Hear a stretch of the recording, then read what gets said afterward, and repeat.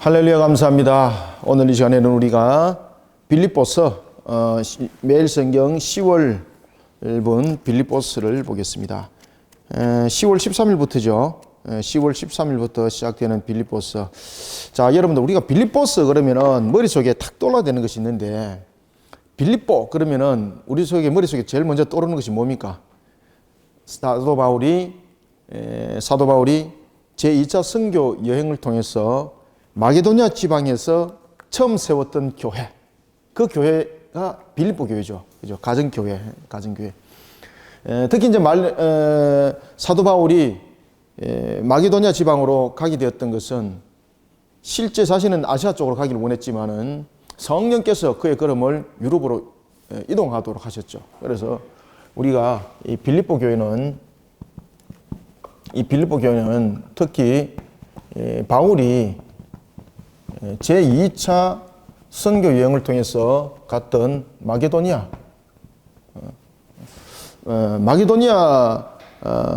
지방에 있었던 그가 이제 거기서 개척했던 마게도니아에서 개척했던 교회였습니다. 이런 빌립보 교회는 사도 바울이 사역을 하는 데 있어서 적극적으로 동력을 합니다. 그래서 이 사도 바울이 이 빌립보 교회를 가슴에 늘 담았던 것은 그가 유럽에서 제일 먼저 개척했던 그런 교회였고, 두 번째는 이 빌립보 교회가 자신이 선교를 하는 데 있어서 강력한 그 협력을 하는, 동력하는 교회였습니다. 그러다 보니까 빌립보 교회가 사도 바울이 남달리 사랑했던 교회 가운데 한 교회였습니다. 빌립보서는 이와 같이 사도 바울이 2차 마게도냐 전도 여행을 떠났을 때에 개척했던 유럽의 최초의 교회였던 이 교회가 여러 가지 부분에 대해서 문제점들이 발생하게 됩니다. 그리고 또한 사도 바울이 격려하는 측면에서 서신을 보내게 되는데, 그것이 바로 빌립보서입니다. 그리고 이제 이 빌립보서는 어디에서 기록했는가 하면은 사도 바울이 옥중에서 기록하게 됩니다. 옥중에서. 사도 바울이 이제 옥중에서, 사도 바울은 여러분들 그 로마 감옥에 그 1차 감옥에 있을 때와 2차 감옥에 있을 때는 그 상황들이 다르죠. 특히 이제 1차 감옥에 있을 때는 그가 세간에 있었습니다. 가택연금 상태에 있다 보니까 그 세에 대한 그 주거에 대한 세를 로마 정부에서 냈을까요? 바울 자신이 냈을까요? 감옥은 자기가 가택연금돼 있는데 세는 자기가 냈습니다. 자기가 냈습니다. 그래서 이때 빌립보서는 어디서 이제 기록하는가 하면은 1차 로마 감옥에서 그가 서신을 쓰게 되는데, 이때 1차 로마 감옥은 가택연금 상태입니다. 가택연금. 그때 가택연금 부분에 대해서는 들어오고 나가는 데 있어서 사도 바울은 그 안에 거주를 했지만은 그 내방인들에 대해서는 자유함이 있었습니다. 그러니 사도 바울이 1차 로마 감옥에 가택연금 상태에 있을 때에 하나님께서 많은 일들을 하도록 만듭니다. 로마에서 복음도 전하게 만들고, 그죠? 복음도 전하게 만들고, 심지어 여러분들이 잘 아시는 것처럼 한 종이 자신을 찾아오게 되고, 그러면서 기록했던 또 성경이 또 하나 있죠. 그죠? 빌레몬서. 이와 같이 사도 바울이 1차 감옥에 가택연금되어 있는 상태에서 우리가 4권의 서신을 쓰게 되는데, 그것을 우리가 일명 무엇이라고 말합니까? 그렇죠. 옥중서신이라고 말한다. 이 옥중서신에는 4가지의 옥중서신이 있죠. 무슨 그 서신이 있습니까? 그렇죠. 맞습니다. 에베소서, 그 다음에 빌립보서, 골로새서,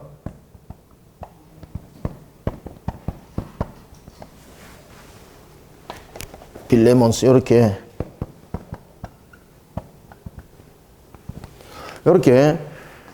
에빌골몬, 그죠?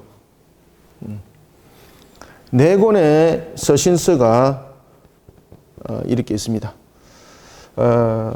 참 이게 네 권의 서신들을 돌아보면 전부 다 이유가 있고 그리고 굉장히 사도 바울의 간절함과 그리고 그의 사랑과 그의 신학이 이 속에 신뢰가 있는 것을 짧은 서신서 보면은 그 내용들이 실려 있는 것을 우리가 볼 수가 있겠습니다.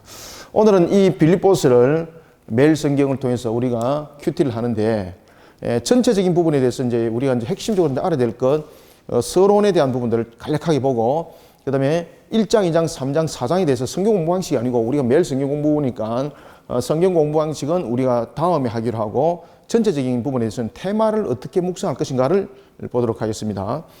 여러분들 빌립보서는 우리가 방금 제가 여러분들에게 말씀드렸던 것처럼 사도 바울이 AD 약 한 62년에서부터 63년 사이에 기록했던 성경이거든요. AD 62년에서부터 약 한 63년 사이에 기록했던 성경입니다. 이때에 이 성경이 어디서 기록됐다 그랬습니까? 옥중에서 기록됐다 그랬죠. 옥중인데 어떤 옥중이었습니까? 1차 로마 감옥이었는데 이때는 감옥이 어떤 상태였습니까? 가택연금 상태였습니다. 이때 가택연금 상태에 있을 때에 이 세 빵에 대한 세 빵의 비용을 누가 냈습니까? 바울이 냈습니다. 바울이 냈습니다. 들어오는 내방객들은 자유로웠습니다. 그렇지만 사도 바울은 밖을 나가지 못했습니다. 그리고 그 밖에 이제 로마 군사들이 이제 지키고 있었던 거죠. 그것을 우리가 이제 감옥이다 이렇게 말을 하고 있는 것을 볼 수 있습니다. 자, 이런 빌립보서는 빌립보 교인들이 바로 수신자였고, 그리고 또한 이런 빌립보 교회를 향한 서신서 빌립보서가 원전에 의해서는 그 이름이 필립세시우스라고 이렇게 기록되어 있습니다. 필립세시우스.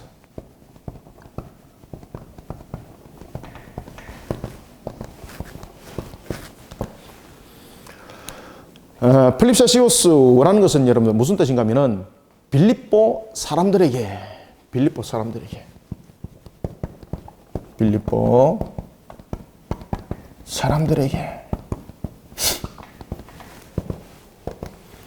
그러니까 빌립보 사람들에게라는 것을 통해서 볼 때에 이 서신은 어떤 서신입니까? 회람 서신이라는 거죠. 그죠? 모든 사람들이 돌아가면서 읽도록 했던 그런 누구 한 일정 특정인에 대해서 보낸 것이 아니라 서신에 글을 썼던 걸 보면은 전체적인 부분에서 회람을 하도록 서신이 기록되었다는 것을 우리가 볼 수가 있겠습니다. 이런 부분들을 우리는 이 영역본을 따라서 우리는 이제 빌립보서라 이렇게 우리는 그 이름들을 기록을 하고 있습니다. 자, 이런 빌립보서는 기록 목적이 있습니다. 사도 바울은 왜 이 서신서를 여러분 기록했을까요? 특히 여러분들 사도 바울이 기록했던 모든 성경들은 사복음서도 마찬가지입니다만은 모든 것이 목적을 가지고 기록을 하게 됩니다. 여러분들이 어떤 편지를 쓸 때 목적 없이 편지 쓰는 사람 있습니까? 그죠? 편지를 쓸 때는 군에서 부모들에게 편지가 왔을 때에 보면 두 가지 내용들이 실리가 있죠. 정말로 부모님이 그리워서, 그 다음에는 두 번째는 자기의 필요를 위해서. 그죠? 처음에는 편지 보낼 때 어머니 사랑합니다. 너무나도 보고 싶습니다. 그런데 다음에 두 번째부터는 본성이 딱 나타나죠. 필요한 것들 줄줄이 쫙 쳐가지고 목적이 있습니다. 목적. 사도 바울은 빌립보서를 기록할 때에 네 가지의 목적을 가지고 기록합니다. 네 가지 목적을 가지고 기록하는데 그 네 가지 목적을 가지고 기록하는 것은 제가 앞에 서두에 서론식으로 이야기를 쫙 말씀드렸죠. 그죠? 그게 거의 다 포함이 다 되어 있습니다. 그러면 이제 간추려서 한번 봅시다. 제일 먼저 첫 번째, 그가 기록했던 목적, 서신을 기록했던 첫 번째 목적은 무엇일까? 사도 바울이 빌립보 교회를 개척했다 그랬죠. 그러면서 그가 마게도니아에서 개척했던 첫 번째 교회였을 뿐만 아니라 사도 바울을 적극적으로 돕는 교회라 그랬죠. 사도 바울은 여러분들이 잘 아시는 것처럼 자비랑의 선교사였습니다. 그는 어떤 지원을 받아서 가는 것이 아니라 자비랑의 선교를 할 때에 사실 이 자비랑으로만 가지고 하는 것이 부족함이 많았습니다. 버거웠죠. 그죠? 그러다 보니까 동력하는 교회들이 있었는데 그 중에서 아주 핵심적인 교회가 있었는데 그것이 바로 빌립보 교회입니다. 오늘 이제 본문에도 보면은 나타나는데 에바브로디도가 등장하죠. 사도 바울이 복음을 전하는 데 있어서 그가 여러 가지 부분에서 어려운 문제들이 봉착했고, 그리고 이제 사도 바울이 여러 가지 건강에 악화된 부분이 있을 때 에바브로디도까지 파송을 하게 됩니다. 그때 이제 에바브로디도가 사도 바울을 돌보러 갔다가 그가 병 걸려가지고 사도 바울이 오히려 더 걱정할 정도로, 그러면서 빌립보 교회가 상당히 걱정을 하고 있습니다. 그때 하나님께서 에바브로디도의 그 모습을 바라보고 에바브로디도를 치료하고 사도 바울도 치료하고, 그런 나중에 에바브로디도를 돌려보낼 때에 사도 바울이 그 내용들을 그 편지 안에 쓰는 것도 우리가 함께 볼 수가 있습니다. 그래서 이 빌립보서를 기록했던 첫 번째 목적은 자신에게 헌금을 하고 자신에게 동력을 이루어준 것에 대해서 감사의 표시로 서신서를 기록했던 겁니다. 동력에 대한 것. 여기서 동력은 특히 여러분 그를 위해서 선교 헌금을 적극적으로 선교 부분에서 적극적으로 도왔습니다. 그래서 여기서 동력에 대한 감사함, 동력에 대한 감사 표시로서 서신서를 기록하게 되고, 그 다음에 두 번째는 그 자신이 투옥을 하게 됩니다. 자신이 투옥을 하게 된 사실을 빌립보 교회에서 알게 되는 거죠. 그러니까 빌립보 교회가, 교인들이 얼마나 걱정을 하겠습니까? 그때에 사도 바울은 자신이 비록 옥에 갇혀 있지만은 옥에 갇혀 있는 것이 복음이 중단되거나 퇴보된 것이 아니라면서 빌립보 교인들에게 격려를 하는 거예요. 그래서 이 빌립보 서신은요, 굉장히 빌립보 교인들에게 중요한 내용입니다. 왜 그런가 하면 자신들에게 영적 스승이었고 영적 아버지였던 사도 바울이 로마에서 갇혀버렸다 그러잖아요. 그럼 이 소문을 듣게 되면 얼마나 그들이 절망하고 낭망하겠습니까? 그렇지만 사도 바울은 아니다. 하나님께서 나로 하여금 하나님의 또 다른 사역을 하기 위해서 나를 이곳에 뒀다. 그러면서 빌립보 교회를 향하여서 격려하고 오히려 신앙적 용기에 대한 결단력을 함께 실어주는 것이 바로 빌립보서입니다. 따라서 빌립보서의 두 번째 목적은 자신의 투옥이 복음의 퇴보가 아니라는 것을 증거하는 겁니다. 자신의 투옥이 복음의 퇴보가 아님을 이 빌립보 서신을 통해서 그가 증거를 하게 됩니다. 그래서 서신서 안에 내용이 보면은 그런 내용들이 다 있습니다. 그 다음에 세 번째는 모든 교회들 속에 나타나는 공통적 문제가 있습니다. 여러분들, 이 땅의 교회는 완전합니까? 완전하지 못합니까? 우리가 보면 아우구스티누스가 그 이야기를 했죠. 우리가 있는 이 땅에서 교회는, 완전한 교회는 결단코 없다. 왜 그런가 하면은 인간이 가지고 있는 이 속성적인 측면, 그 다음에 에베소서 2장 2절에 나타나고 있는 것처럼 공중의 그 권세자에 의한, 그 악한 권세자에 의한 그 영적 다스림들, 이것들로 인해서 우리에게는 완전함이 없죠. 그죠? 그래서 우리에게 완전함이 일어나는 것은 완전한 심판이 일어나고 주님께서 오셔서 완전한 심판을 하시고 새하늘과 새 땅이 열리는 그때에 우리가 살아가는 것이 완전한 교회, 천국입니다. 이 땅에서 교회는 그런 예비한 천국, 에클레시아, 처치, 교회는 불완전성, 완전성을 가지고 있습니다. 불완전한 완전성. 불완전하다고만 말하면은 우리가 완전을 이루지 못하는 거잖아요. 그렇지만 우리는 완전함을 향해서 나아가는 불완전한 상태에 있는 거예요. 그래서 저는 불완전성 속에서의 완전함을 추구하는, 그리고 그러한 속에서 있는 것이 교회다. 그래서 교회 안에는 두 종류의 성도가 있다고 그랬습니다. 하나는 알곡이고 하나는 쭉정이고, 이것이 지금은 갈라놓을 수 없는 것이고 최종 심판 때에 그 모습들이 다 갈라진다.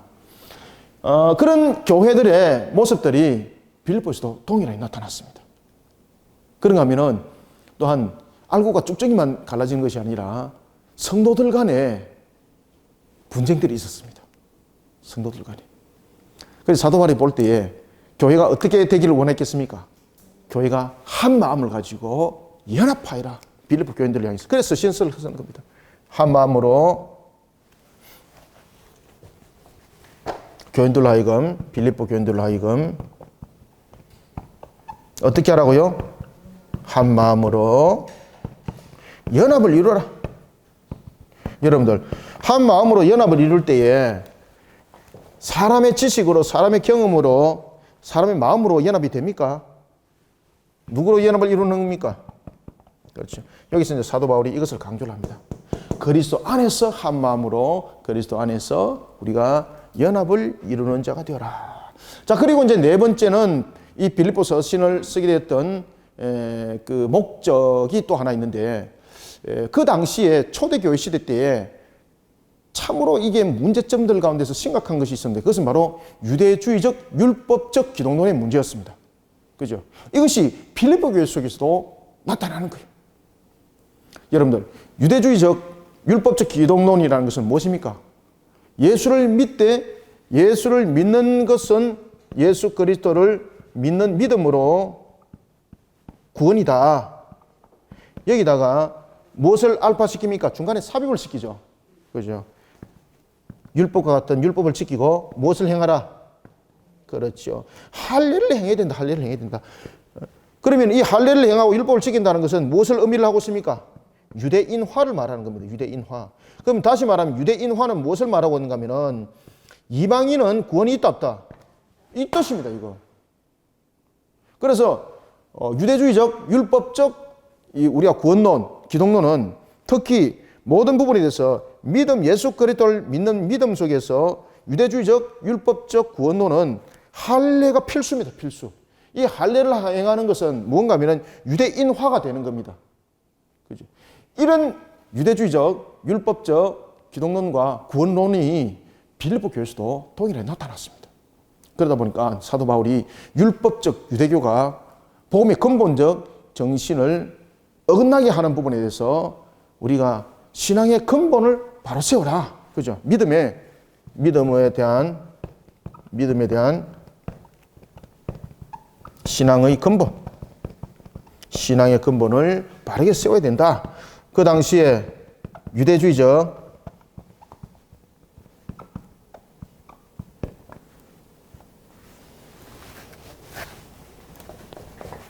율법적 구원론이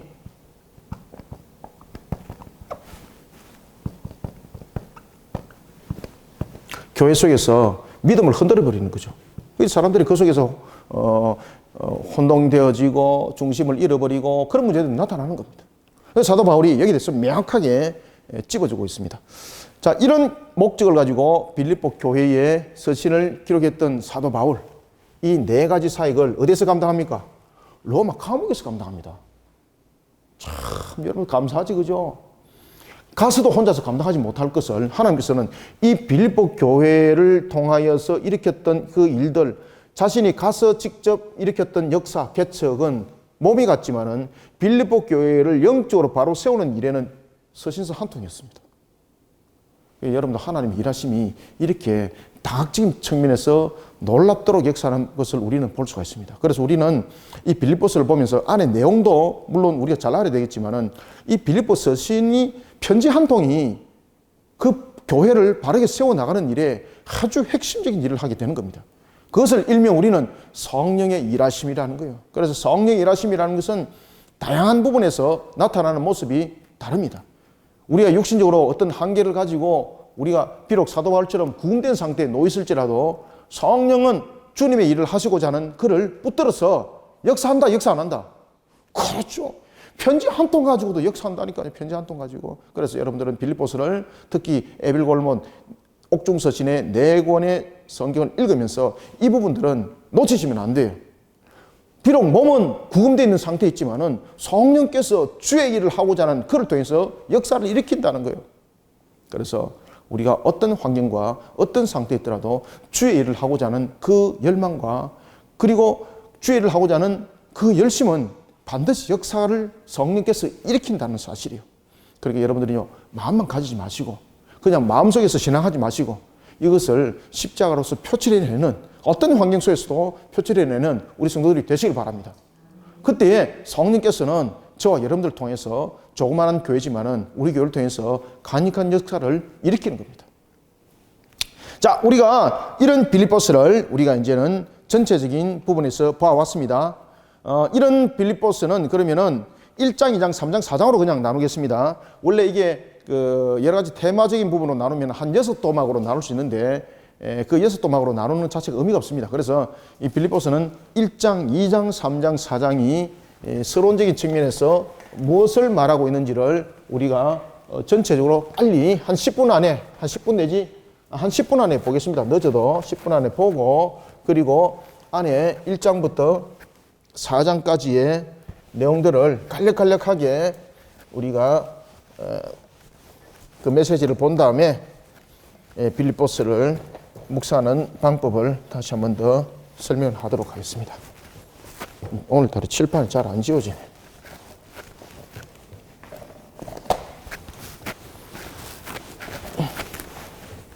이게 자, 한번 보겠습니다.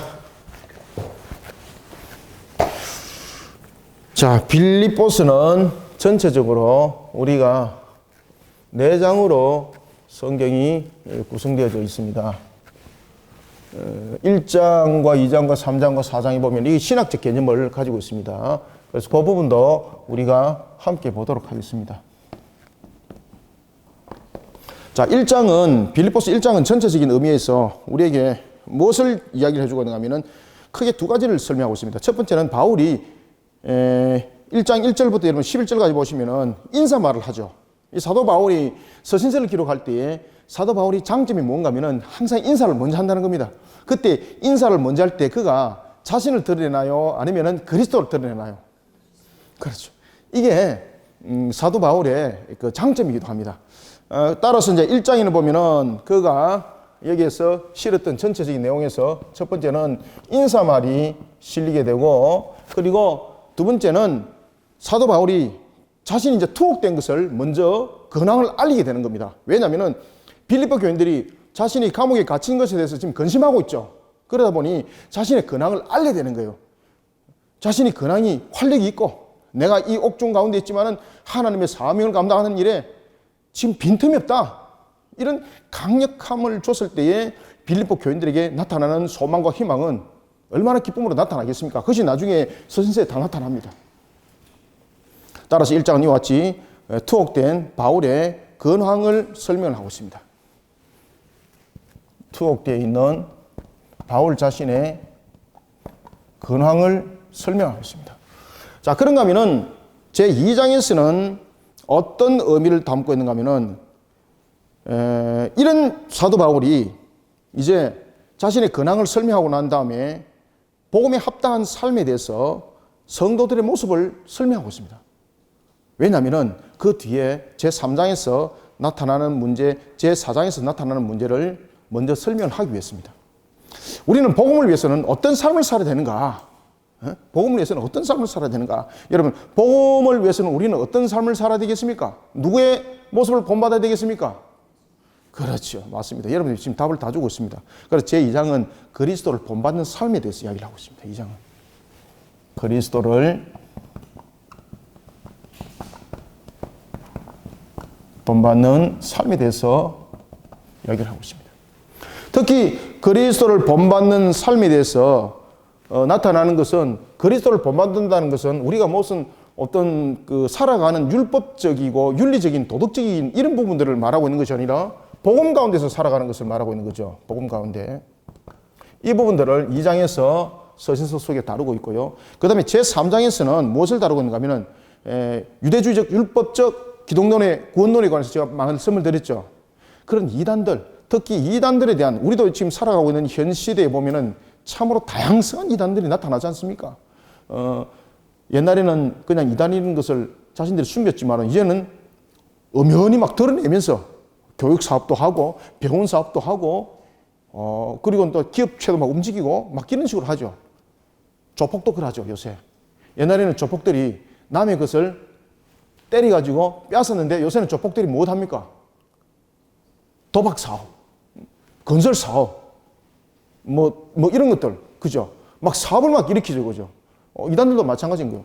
그러니까 그런 형태 속에서 희석돼 버리니까 사람들이 분별력을 잃어버리는 겁니다. 여기에 대해서 사도 바울이 이야기를 하는 겁니다. 믿음에 대한 근본을 바르게 지켜라. 다시 말하면은 이단에 대한 경계와 신앙의 매진, 정진을 향해서 제3장에서는 이야기를 하게 되는 겁니다. 첫 번째는 이단에 대한 경계를 늦추지 마라. 그 다음에 두 번째는 신앙의 정진.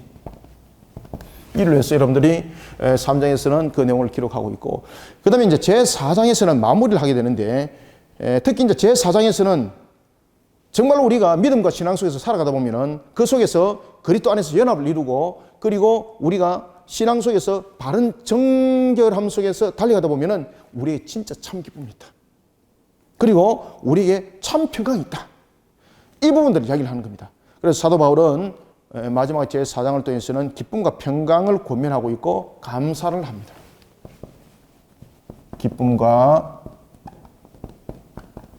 평강을 권면하고 두 번째는 마지막으로 마치면서 감사를 하게 됩니다. 이때 여러분들이 이제 3장과 4장 이제 보면은 사도 바울이 두 인물을 등장시키죠. 하나는 우리가 자신의 신앙의 아들이라고 말할 수 있는 누굽니까? 그리고 또 한 사람은 에바브로디도 이렇게 해서 두 사람을 보내는 것을 볼 수가 있습니다. 자, 이런 내용들을 우리가 간추려서 쭉 안에 내용을 통해서 한번 보도록 하겠습니다. 자, 그리고 이런 부분들을 우리 이제 신학적으로 만약에 조명을 하게 된다면은 1장은 주로 이야기를 하고 있는 것이 여러분 무엇입니까? 고난 가운데서도 이 지금 토목 자체가 고난이죠, 그죠?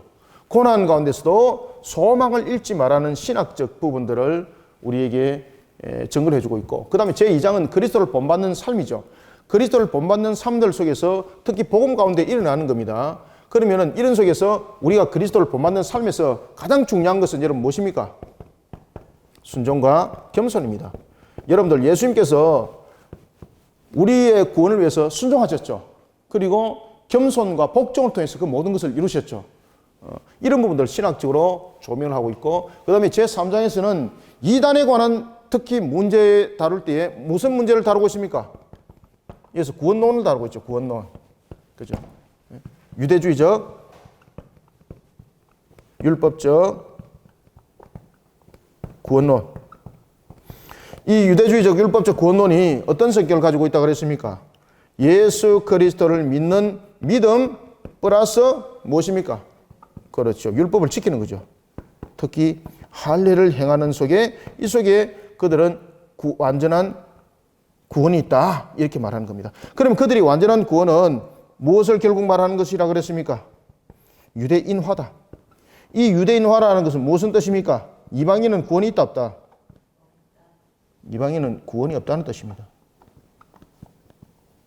이런 잘못된 구원론을 바르게 세워나가는 일에 있어서 제3장이 그 내용을 다루고 있고, 그 다음에는 제4장은 보면은 이제 기쁨과 평강과 이런 감사에 대한 내용들, 특히 이제 기쁨과 평강을 통해서 이런 모든 신앙들을 지켜나가는 것을 우리는 무엇이라고 말합니까? 성화 과정이라고 말하죠. 성도들이 구원을 받았습니다. 그러면 우리가 정말로 참 기쁨을 누리고 참 평강을 누리는 측면에서의 우리가 해야 될 일들이 있죠. 그것을 우리는 성도들이 여정을 통해서 성령의 도우심을 통하여 우리가 해나가는 일들, 그것을 우리는 성화라고 말하는 거예요. 그래서 이것을 신학적으로 성화에 대한 내용들을 설명하고 있다. 따라서 신학적인 측면에서 빌립보서는 이런 큰 네 가지의 형태를 우리 속에 설명을 해주고 있습니다.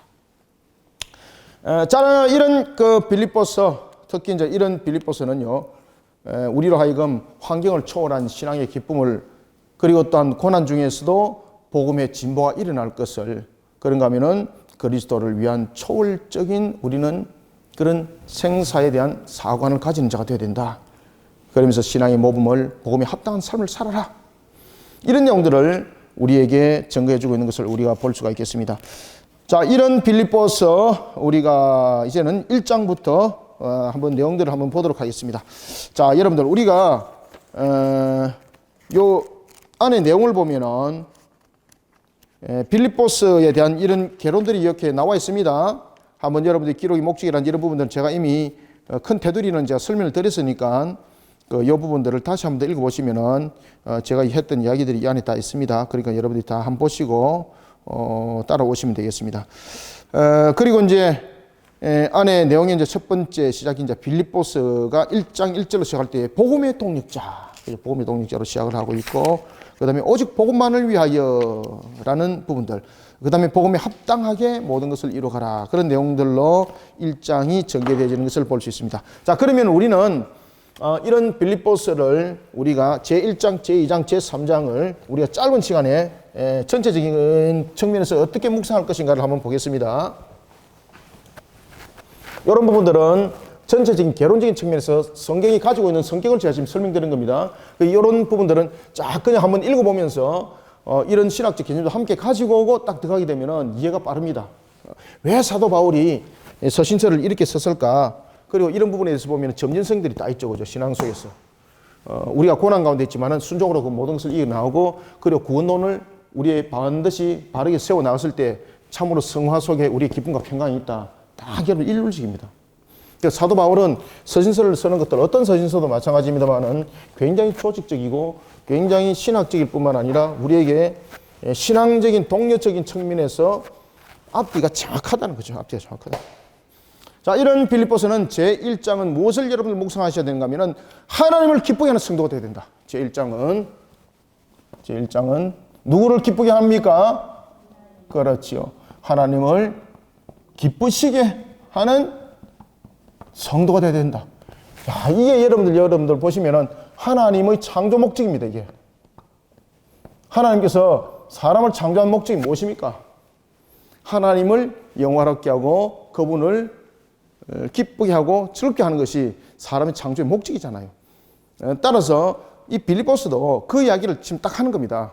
우리가 살아나가는 데 있어서 가장 큰 근본은 무엇인가 하면 내가 고난 가운데 있지만은 내가 고난 가운데 있으면서도 고난 가운데 낙마하지 말고 멈추지 말고 하나님의 기쁨을 위해서 움직이란 말이에요. 내가 비록 옥중에 있지만은 내가 주님의 지금 사역을 서신서를 통해서 지금 감당을 하잖아요. 여러분, 주님이 얼마나 기뻐하겠습니까? 그 속에 성령의 역사는 일어나는 겁니다. 그리고 우리가 어떤 환경 속에 부딪히더라도 여러분 낙마하지 마시고, 어떤 환경 속에 있더라도 절망이 우선이 아니라 그 환경 속에서 하나님의 창조의 목적을 이루어가는 그런 성도가 되어야 됩니다. 그런 우리의 삶들을 살아갈 때에 우리의 가치가 달라지고 우리의 근본 속에 나타나는 모든 것이 달라집니다.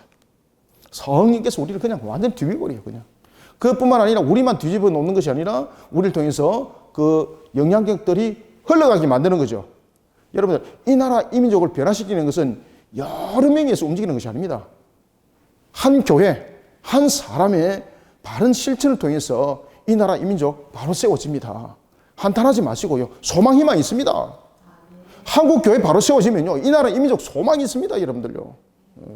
소망이 있습니다. 이 나라 이민족이 해방이 되었습니다. 1945년 해방이 되었습니다. 1950년에 6.25가 터졌습니다. 십자가로서 모든 것을 건졌고 십자가로서 이민족의 햇빛이 비춰졌던 겁니다. 소망이 있습니다. 여러분들 아시겠습니까? 소망이 있는 민족입니다. 이런 것들을 우리는 복음을 통해서 계속해서 말만 하는 것이 아니라 사도 바울처럼 이루어가는 자가 되어야 되는 거예요. 그래서 제일 먼저 우리는 이와 같이 하나님을 기쁘게 하는 성도가 되어야 된다. 그러면 하나님을 기쁘게 하기 위해서는 제일 먼저 실천하는 사역을 해야 됩니다. 사도 바울도 지금 실천하는 사역을 하고 있죠. 옥에 갇혔지만 지금 실천하는 사역을 하잖아요. 자기가 할 수 있는 것에 대해 힘을 지금 다 쓰잖아요. 빌립보 교회의 문제점에 대해서 그냥 들은 것으로서 불평한 거로 끝났습니까? 내 그놈들 그럴 줄 알았다.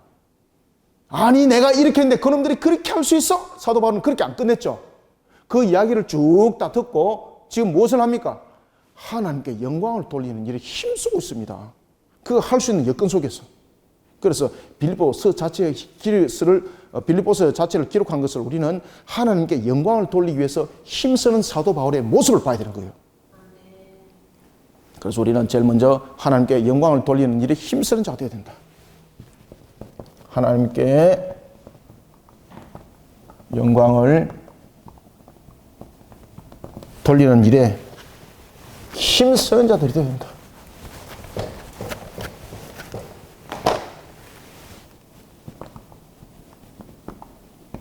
힘쓰는 자. 여러분 힘써야 되죠, 그죠? 화장실이라도 여러분 힘써야 되는 것 아닙니까?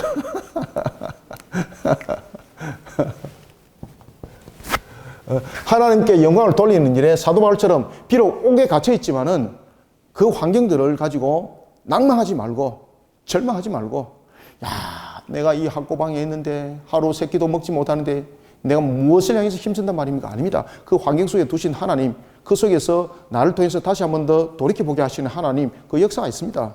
그죠? 그런 역사함 속에 함께 동력자도 하나님께서 함께 나눠 붙여주게 됩니다. 그래서 우리는 어떤 환경 속에서도 하나님을 기쁘게 하는 성도가 되어야 됩니다. 내인데 그런 환경만 주면 내가 그런 일을 할 것인데, 여러분 사도 바울처럼 오케이 여러분 가자 보십시오. 여러분 그 일을 하겠는가? 어떻게든 간에 이 감옥에서 빠져나가려고 좀 줄대는 사람 찾으려고 그러지, 이 주의 일을 하려고 힘쓰겠습니까? 사도 바울의 방법이 다른 거예요, 여러분들요. 우리는 이 속에서 성도의 진가를 발휘하고 하나님의 마음을 동화시키는 성도들이 돼야 되는 거예요. 그 다음에 두 번째는 복음 전파를 기뻐해야 되는 거예요. 사도 바울이 여러분 무슨 일을 하다가 그가 옥에 갇혔습니까? 복음을 전파하다가. 그럼 복음을 전파하다가 당하는 고난이 자신에게 기쁨이 주어질 수 있습니까? 그래서 1장에는 보면은 고난 속에서도 우리는 그 고난을 고난으로 여기지 말고 믿음으로 모든 것을 진보화시키라는 거예요. 따라서 두 번째는 복음 전파를 기뻐하고 이에 따른 고난을 두려워하지 않는 성도가 되어야 된다. 복음 전파를 기뻐하고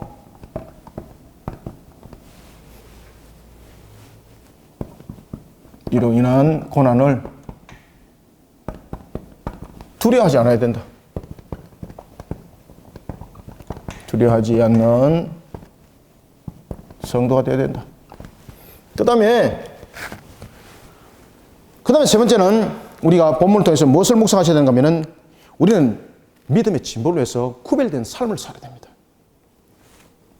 자신이 믿음 속에서 주님을 향해서 그 사명들을 사역들을 감당할 때에 우리 속에 나타나야 될 것들은 제일 먼저 중요한 것은 뭔가 하면은 믿음의 진보를 위해서 구별된 삶이 이루어져야 됩니다.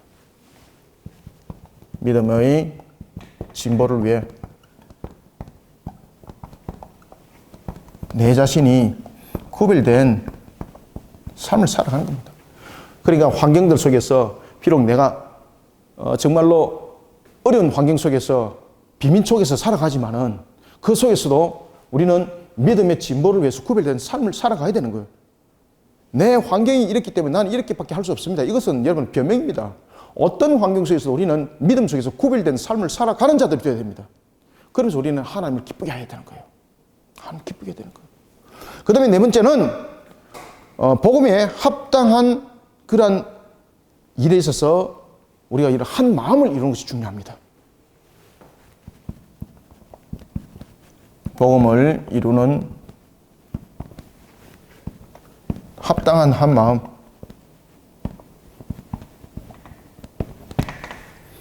이것이 제1장에서 여러분 묵상이 되어야 됩니다. 그래서 제1장을 우리가 여러분 퍼뜩 한번 보겠습니다. 사도 바울이 1장 1절 그리스도 예수의 종 바울과 디모데는 그리스도 예수 안에서 빌립보에 사는 모든 성도와 또한 감독들과 집사들에게 편지하노니, 그죠? 자신의 육신의 아들은 아니지만은 영의 아들이었던 디모데, 그리고 자신의 정말로 가슴에 담아도 아프지 아니하는 나중에 뒤에 이제 나타납니다. 에바브로 디도에 관한 내용들 사도 바울이 이제 이야기를 하게 되는 겁니다. 인사 문안도 이와 같이 영적인 연합을 형성하면서 인사를 하게 되는 겁니다. 그리고 6절에 보면은 너희 안에 착한 일을 시작하시니가 그리스도 예수의 날까지 이루실 줄 우리는 확신하노라. 그죠? 이런 확신들을 가지고 우리가 하나님의 나라의 기쁨을 향해서 달려가야 되는 것이 우리에게 또한 옳은 것이라고 말할 수 있습니다. 사도 바울은 또 이렇게 말합니다. 내가 8절 내가 예수 그리스도의 심장으로 너희 무리를 얼마나 사모하는지 하나님이 내 증인이시니라. 그리고 15절 어떤 이들은 투기와 분쟁으로 어떤 이들은 착한 뜻으로 그리스도를 전파하나니 16절 이들은 내가 복음을 변증하기 위하여 세우심을 받은 줄 알고 사랑으로 하나 그들은 나의 매임에 괴로움을 더하게 할 줄로 생각하여 순수하지 못하게 다툼으로 그리스도를 전파하느니라. 이러면서 이제 빌립보서 1장들이 내용들을 쭉 증거를 해 나가고 있습니다. 그러면서 27절도 한번 보십시오. 오직 너희는 그리스도의 복음에 합당하게 생활하라.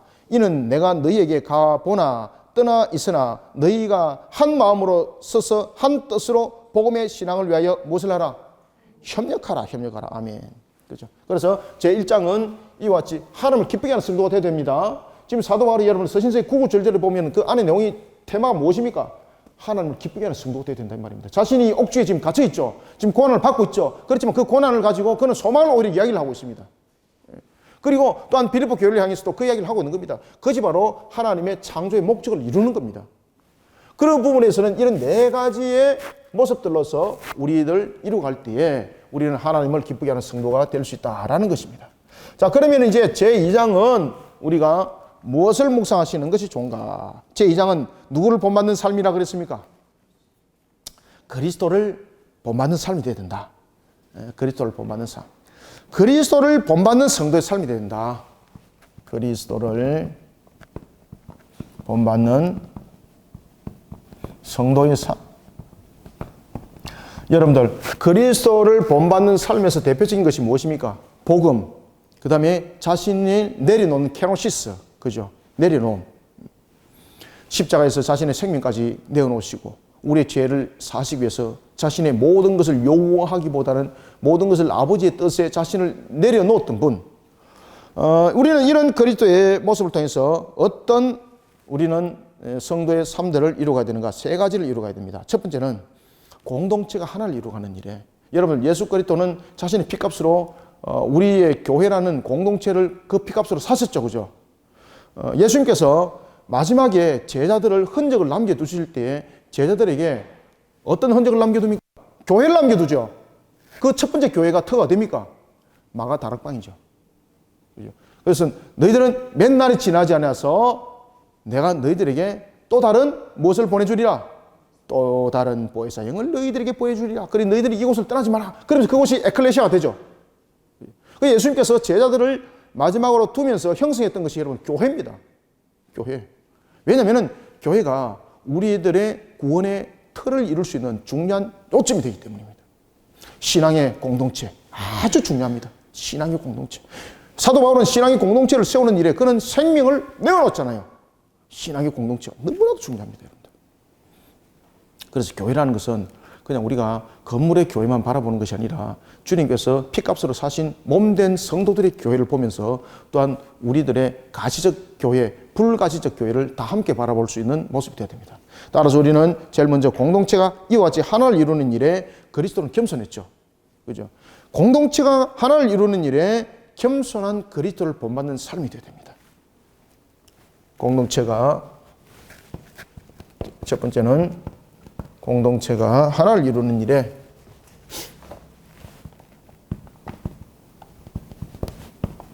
하나를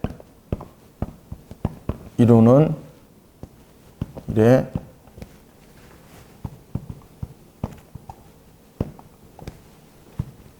겸손한 그리스도.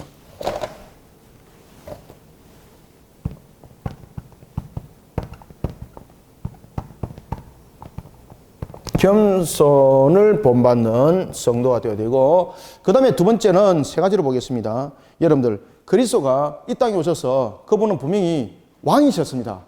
그런데 그분은 왕으로서의 자신을 드러내고 자신의 목적을 이루는 왕이었습니까? 아버지의 뜻을 분명하게 지키는 일에 그는 왕권을 발동했습니까? 맞습니다. 그래서 세상의 왕과 예수님의 왕은 다른 겁니다. 우리는 이와 같이 두 번째는 예수 그리스도의 모습을 통해서 우리는 무엇을 본받아야 되는가 하면 자기 일보다 그리스도 예수의 일에 먼저 헌신적 삶을 살아가는 것이 중요합니다. 우리 이것을 본받아야 되는 거예요. 자기 일보다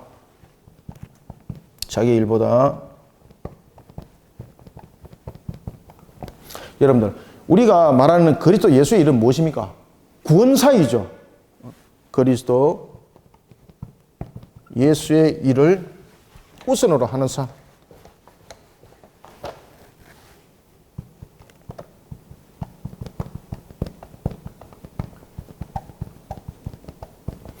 이 그리스도의 예수의 일을 우선하는 삶이 무엇입니까, 여러분들? 복음 위해서 사는 거예요. 복음 위해서.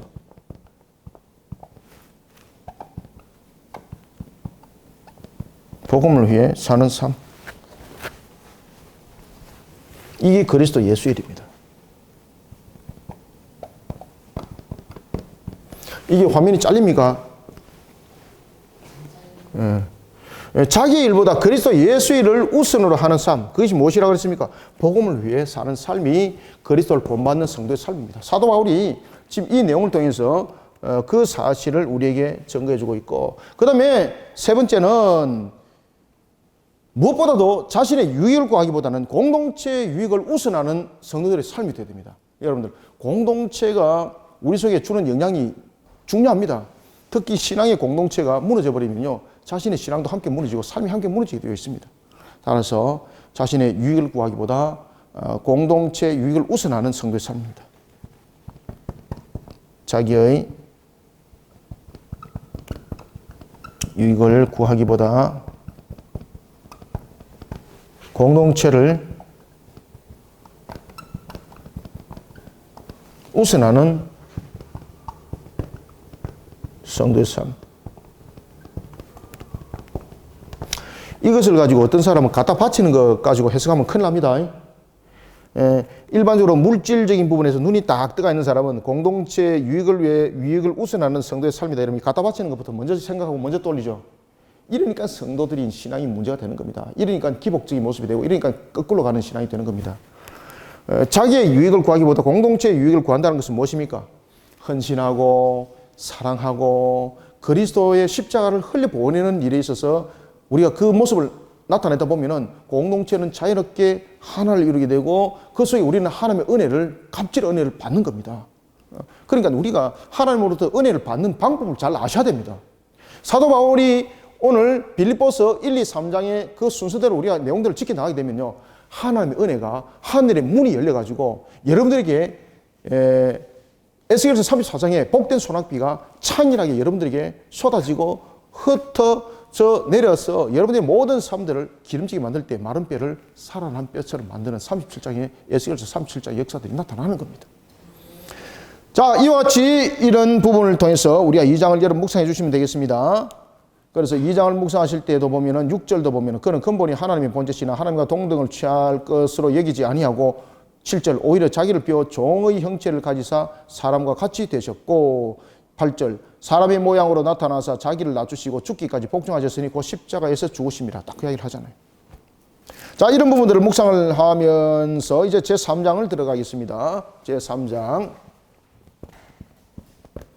자, 그러면은 이제 제3장은 우리가 무엇을 묵상하셔야 되는가 하면 하나님의 나라 표대입니다. 하나님의 나라의 표대를 향해 매진하는 성도가 되어야 된다. 하나님 나라의 표대를 향해 매진하는 성도. 매진하는 성도가 되어야 된다. 여러분들, 우리가 살아가다 보면은 표대라는 것은 우리의 어떤 목표, 우리의 목적, 이것이 여러분 표대가 되지 않습니까? 우리들의 여러분 표대는 무엇이 되어야 됩니까? 하나님의 나라가 되어야 됩니다. 목사님, 저의 표대는, 제 목적은 어쨌든 간에 한 60평 사는 겁니다. 여러분들, 이런 우리가 그 세상적인 어떤 우리의 목적과 목표도 중요하지만은요, 그런 것은 전부 다 부가적인 것이죠. 제일 중요한 것은 우리의 근본입니다. 우리의 근본의 표대는 하나님의 나라입니다. 이 표대가 무너지면 안 됩니다, 여러분들. 이 표대가 무너지고 여러분들이 3,000평의 아파트 들고 있으면 뭐 합니까, 여러분들? 아시겠습니까? 소망 없는 거 들고 있는데. 그래서 우리의 근본은 하나님의 나라의 표대를 향해 매진하는 것. 예, 이건 근본입니다. 이거 절대 흔들어지면 안 됩니다. 자, 그러면서 우리는 제3장을 통해서 자, 이런 측면에서 세 가지를 묵상 또 합시다. 제일 먼저 하나님의 나라 표대를 향해서 매진하기 위해서는 제일 먼저 첫 번째, 거짓된 진리에 미혹되면 안 됩니다. 그죠? 사도 바울이 지금 제3장을 통해서 이제 그 이야기를 하는 거예요. 사도 바울은 보십시오. 자기가 뭐라고 말하는가 하면은 2절 보십시오. 개들을 삼가고, 2절 한번 읽읍시다. 3장 2절. 시작. 개들을 삼가고 행악하는 자들을 삼가고 몸을 상해하는 일을 삼가라. 아멘. 그죠? 무엇을? 지금 여기서 개들이 누구고 행악하는 자들이 누구고 몸을 상하게 하는 일이 무엇입니까? 전부 다 여러분 거짓된 진리, 이단들에 대한 내용들입니다. 따라서 우리는 하나님의 나라 표대를 향해서 매진하기 위해서는요, 마귀와 싸우면서 이겨야 된다는 겁니다. 그래서는 제일 먼저 첫 번째 거짓된 진리를 철저히 배격시켜야 됩니다. 거짓된 진리를 철저히 배격시켜야 됩니다.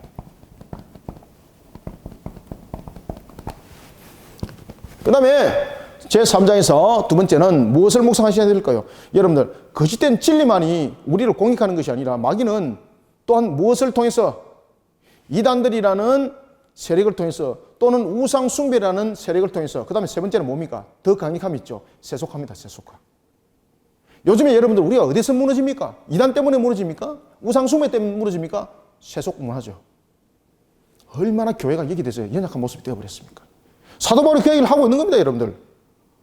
우리가 하나님의 나라의 표대를 향해서 매진하는 성도 되기 위해서는 이 3장 2절에 보면은 몸을 상하게 하는 일을 삼가하란 말이에요. 몸을 상하게 하는 일. 다시 말하면 두 번째, 세속된 배설물에 대해 미련을 두지 말아야 됩니다. 세속된 배설물에 대해 미련을 두지 않아야 됩니다. 세속된 배설물에 대해 무엇을 두지 말아야 됩니까? 미련을 두지 말아야 됩니다.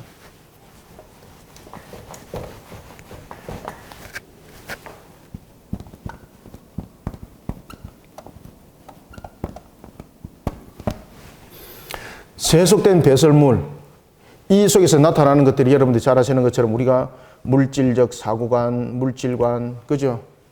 이 속에 또 우리의 나타나는 명예관, 성공관, 성공을 하는 것이 비성경적이 아니죠. 성공하는 것도 여러분들 하는 방법에서 전부 다 성공하는 거죠. 명예도 하는 방법대로 다 성공이 있죠. 물질관도 하는 방법 안에 다 물질관이 있죠. 이 세속관이 우리 속에 이와 같이 배설물로서 우리를 더럽게 한다는 거죠. 그래서 우리가 물질관도 명예관도 성공관도 여러분들 세속적인 부분이 아니라 하나님 나라의 표대를 향한 이 신앙으로 우리의 모습들을 만들어가는 속에서 매진시켜야 되는 겁니다. 그래야만이 세상이 변화되어지고 바꿔지고 나도 천국의 기쁨 속에 살아갈 수가 있는 겁니다. 자, 그 다음에 세 번째는 우리가 제3장 통해서 그러면은 어떻게 무엇을 해야 되는가? 마귀의 유혹입니다. 마귀의 유혹입니다. 하나님의 나라 표대를 향한 신앙의 정결로서 마귀의 유혹을 물리쳐야 됩니다.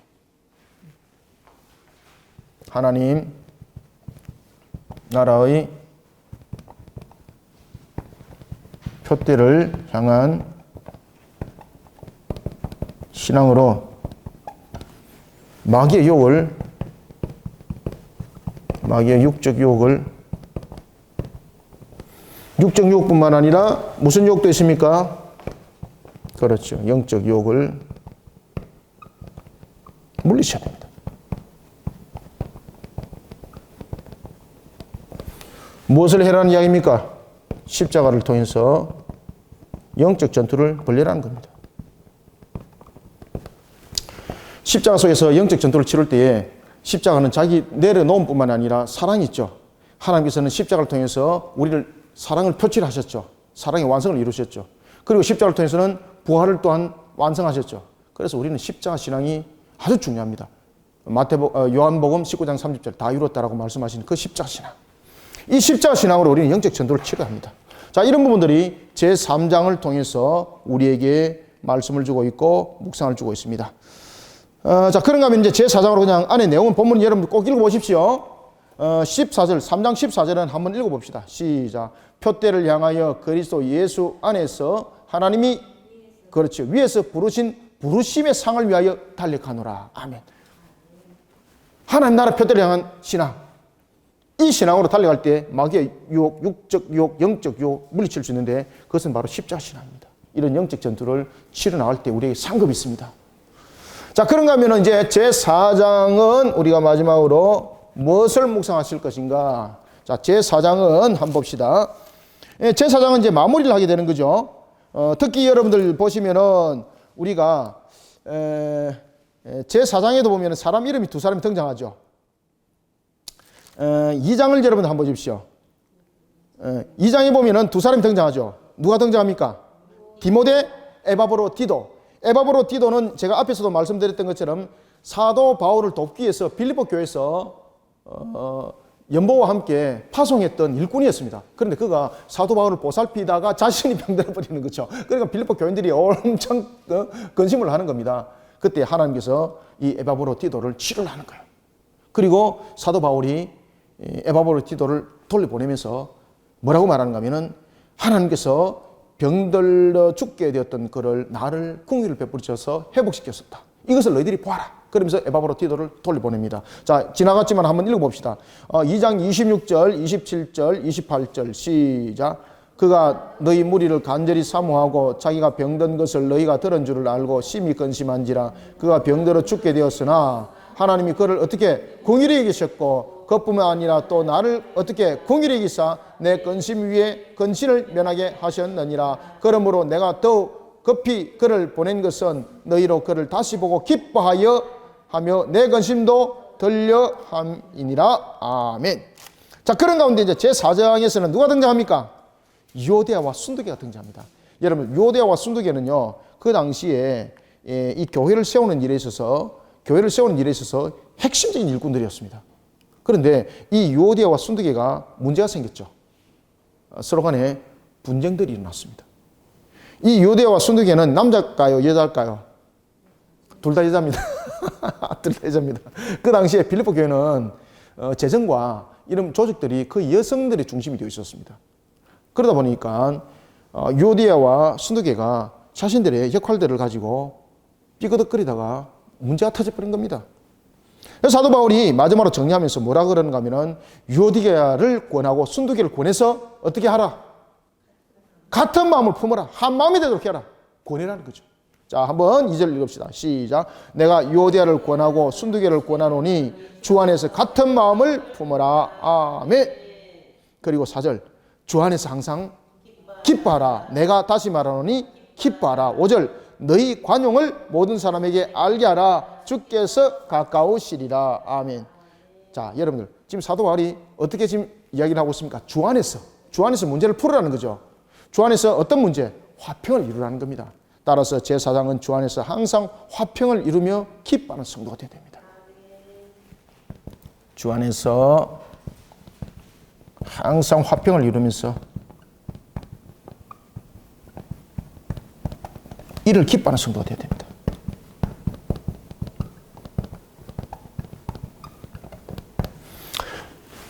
이런 속에 이제 제4장은 우리가 크게 세 가지를 우리가 또 묵상을 한번 해봅시다. 크게. 자, 세 가지를 어떤 내용을 여러분 묵상하시는가 하면 그리스도 안에 있습니다. 엔 크리스토스. 그리스도 안에서 하나님의 나라를 바라보는 한 마음으로 화평을 이루어야 됩니다. 그리스도 안에서 누구를 바라보라는 겁니까? 하나님 나라를 바라보는 겁니다. 하나님 나라를 바라보는 마음으로 화평을 이루십시오.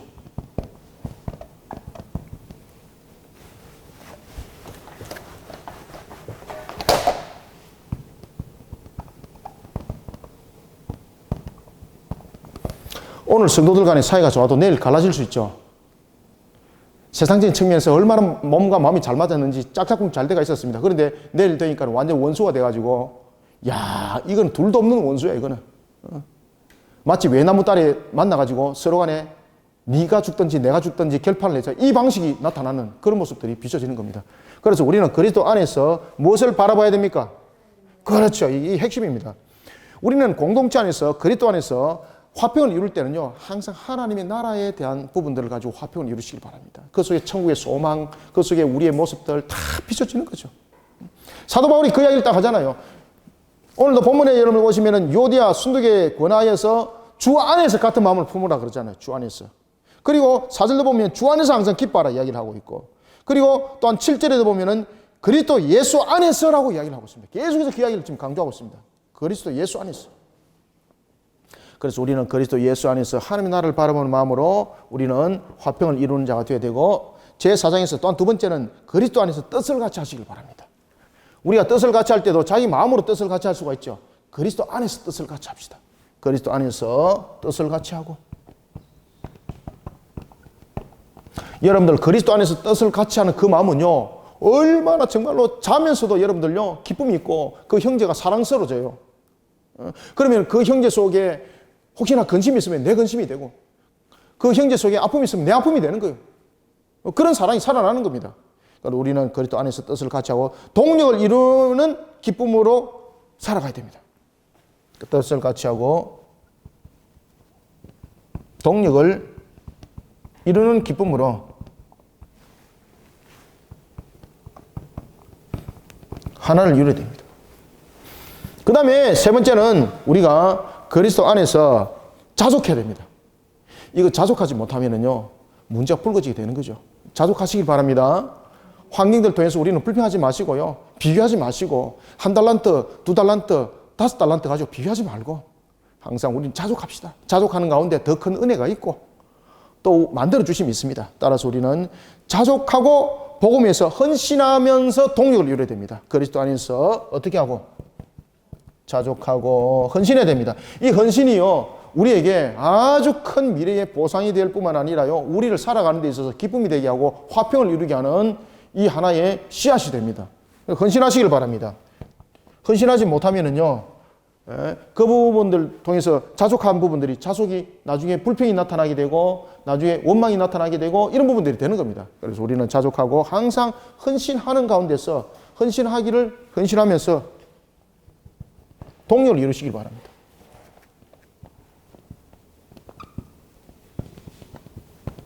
동력을 이룬 가운데 화평과 그리고 기쁨을 누리시기 바랍니다.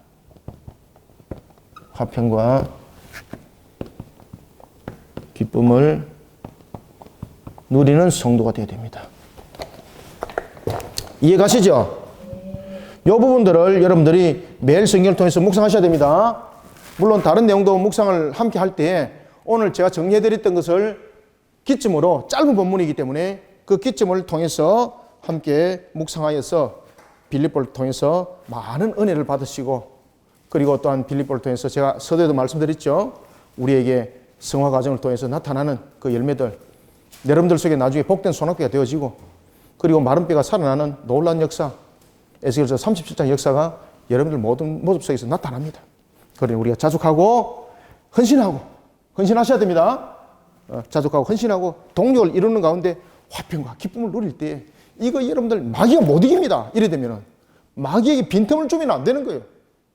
마귀에게 빈틈을 주지 아니하고 영적 전투의 승리를 거두는 저와 여러분들이 되기를 소망합니다.